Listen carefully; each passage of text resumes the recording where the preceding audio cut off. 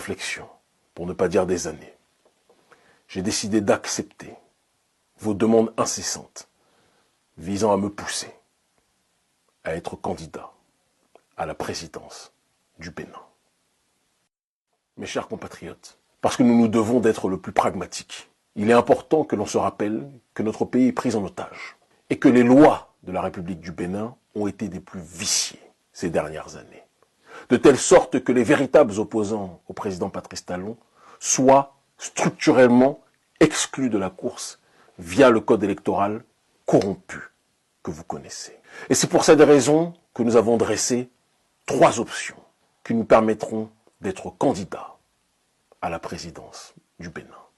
La première option, issue d'un certain nombre d'interactions avec les cadres du Parti des démocrates, sera que ce parti, le parti de l'ancien président Yahi Boni, nous porte candidat à l'élection de 2026. Car c'est le seul parti politique de l'opposition qui a le nombre de parrainages suffisant pour accéder aux élections.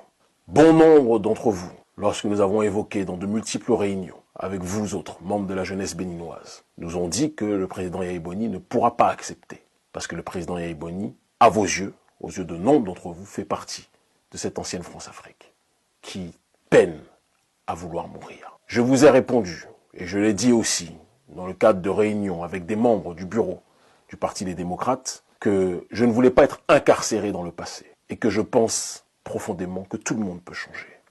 Le Parti des démocrates a une occasion historique, s'ils comprennent la nécessité de parier sur le bon poulain, de gagner les élections au premier tour. Un coup KO, coup de marteau. Est-ce que le président Yahi Boni acceptera cette main tendue? Ça sera la dernière que nous lançons. Je l'ai dit à bon nombre des membres du bureau central, au sein duquel j'ai de nombreux amis. Si tel est leur choix, nous avancerons ensemble et nous libérerons le pays. La deuxième option aura pour seule et unique fonction de constituer une véritable coalition, bien plus large que celle qui existe actuellement, visant à exiger une réforme du code électoral pour que tout le monde puisse candidater à l'élection présidentielle au Bénin. Et enfin, la dernière option, certains diront peut-être la plus importante, c'est une triangulation des forces, appelée l'opération Jéricho, qui s'appuiera sur une base tripartitionnelle, une logique de révolution sur le terrain informationnel, une logique de mobilisation, de contestation populaire, et une prise de responsabilité de ceux habilités dans le pays à faire basculer les choses pour que le peuple puisse reprendre le pouvoir. Dans tous les cas, nous accompagnerons tous les processus évoqués parmi les 3 qui permettront à notre peuple d'arriver à la destination nommée la libération du Bénin.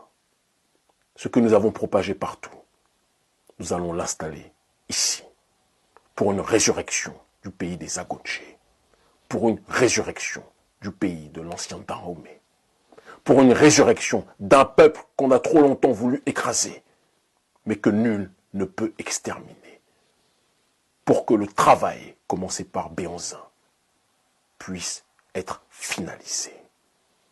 Ce que le roi Béhanzin a commencé, nous allons plus que jamais le terminer. Le Bénin libre ou la mort, nous vaincrons.